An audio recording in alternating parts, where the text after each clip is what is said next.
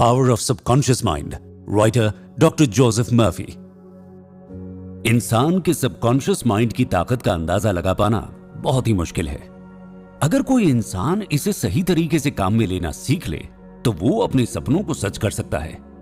Doctor Joseph Murphy की लिखी book the power of subconscious mind के कुकू बाइट्स में हम इन्हीं पावर को एक्सप्लोर करेंगे।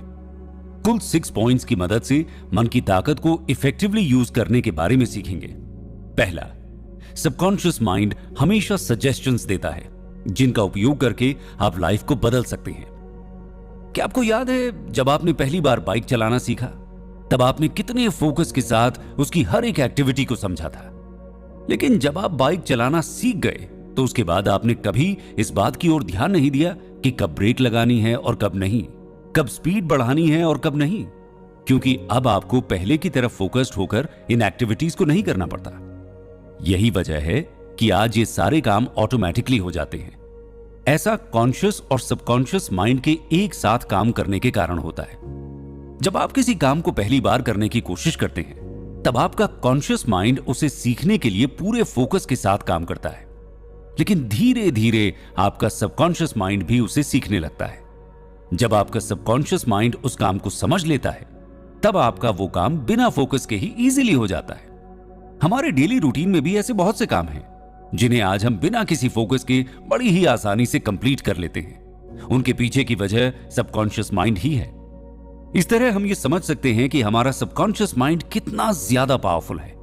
इंसान अपने पॉजिटिव थॉट्स को रिपीट करके सबकॉन्शियस माइंड के पावर का यूज कर सकता है और अपनी लाइफ को बेटर कर सकता है।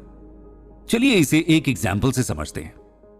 कभी दुनिया भर के ओपेरा हाउस में शानदार परफॉर्मेंस देने वाले इटालियन ओपेरा आर्टिस्ट एनरिको कारूसो गाते समय रुक रुक कर गाते थे, जिसके कारण उन्हें लगता था कि सामने बैठे लोग उनका मजाक उड़ा रहे हैं, वो उनकी खराब परफॉर्मेंस पर चिल्ला रहे हैं। यह सोचकर स्टेज पर पहुंचने से पहले ही एनरिको पसीने से भीग जाते थे और पूरी तरह से घबराए हुए रहते थे। लेकिन उन्होंने अपने सबकॉन्शियस माइंड को अपने डर पर काबू पाने के लिए समझाना शुरू किया। एनरिको हर दिन इसकी प्रैक्टिस करते थे। धीरे धीरे इस प्रैक्टिस ने तो सच में चमत्कार ही कर दिया। अब एनरिको स्टेज पर जाने से पहले ना तो पसीने से भीगते थे और ना ही घबराते थे, जिसके बाद एनरिको ने यूरोप और अमेरिका के हर एक फेमस ओपेरा में शानदार परफॉर्म किया। इससे पता चलता है कि हमारा सबकॉन्शियस माइंड बहुत पावरफुल होता है। ये इतना पावरफुल है कि इसे जो भी कहा जाएगा ये उसे आपके सामने ही सच कर देगा। सबकॉन्शियस माइंड की पावर को समझने के लिए हम स्कॉटिश सर्जन डॉक्टर जेम्स एस्डेल का एग्जाम्पल लेते हैं।